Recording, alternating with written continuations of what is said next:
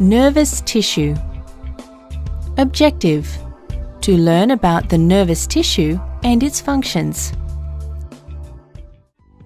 If a person unknowingly touches a hot object like a kettle, she immediately pulls back her hand. Why does she do this? This happens as the receptors present in the fingers sense the heat from the kettle. The sensory nerves in the fingers absorb this impulse and transmit it to the spinal cord. From the spinal cord, this impulse passes to the motor neuron, which in turn passes this impulse to the affected muscle in the finger, and the person immediately removes her hand from the kettle. This whole process involves coordination among the nerve cells called neurons. These neurons are found inside the spinal cord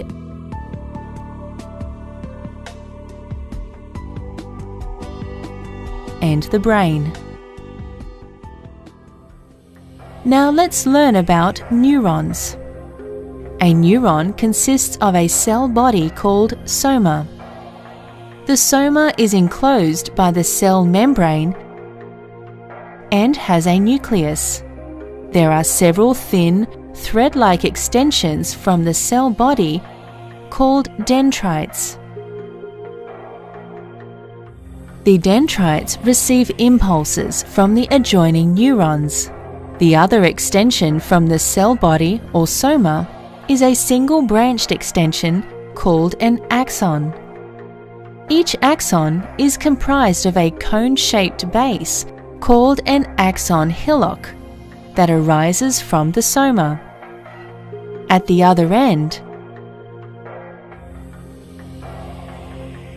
the axon is divided into many branches, from where the signal passing through the axon is transmitted to the other cell via a junction called a synapse. Thus, the information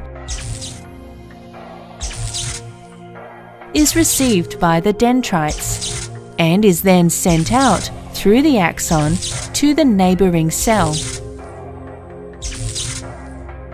This is how information is transmitted from one cell to another.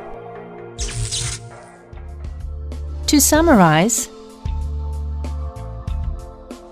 if we unknowingly touch a hot object, we immediately pull our hand away from it. This process involves coordination among the nerve cells called neurons.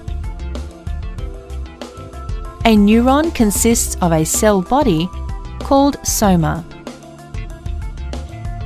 There are several thin, thread-like extensions from the cell body called dendrites. The other extension from the cell body or soma is a single-branched extension called an axon.